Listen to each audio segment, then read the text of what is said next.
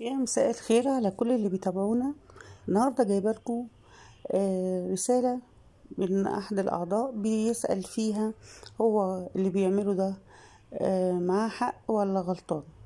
هو بيبدأ كلامه ان هو عنده 70 سنة وزوجته عندها 60 سنة، وجوزوا ولادهم كلهم وفاضل ابن واحد بس، وهو عنده شقتين. يعني هو وزوجته عندهم شقتين، هو قاعد في شقة وزوجته قاعدة في شقة. مش ما بقاش يعني يحب يقعد مع زوجته كتير.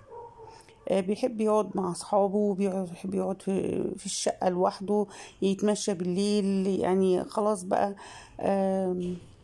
فاضي، ما بيشتغلش وعايش حياته بس بما يرضي الله، يعني مش بيعمل حاجة حرام.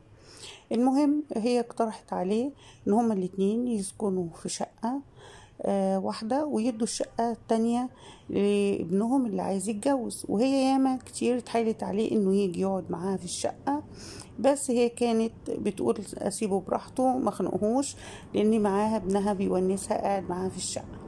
فبما ان ابنها هيسيبها فهي هتقعد لوحدها، وهي ست برضو ست كبيرة وهو راجل كبير، والاتنين لازم يعتنوا بقى ببعض في آخر حياتهم، ويقعدوا مع بعض في نفس الشقة زي أي زوج وزوجة طبيعيين.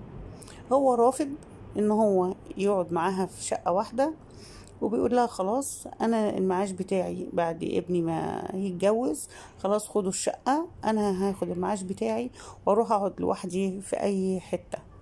فبتقول له انت كده هتفضح العيال وهتفضحنا، ولو جرالك حاجة محدش هيحس بيك، واحنا طول عمرنا اسرة متكاملة ومتماسكة، لكن كده انت بتفرق الاسرة.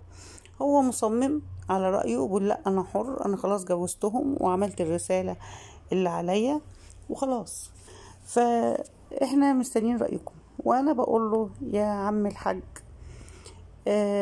ما بقاش من العمر قد ما بقى، واقعد مع مراتك، استحملتوا بعض سنين كتير، فاقعد معاها ويا عالم بقى مين اللي هيمشي قبل مين، وتاخدوا حس بعض وونس بعض، بدل ما انت تقعد لوحدك في شقة وهي تقعد لوحدها في شقة، وابنك محتاج والشباب معهمش فلوس يتجوزوا ولا يجيبوا شقق.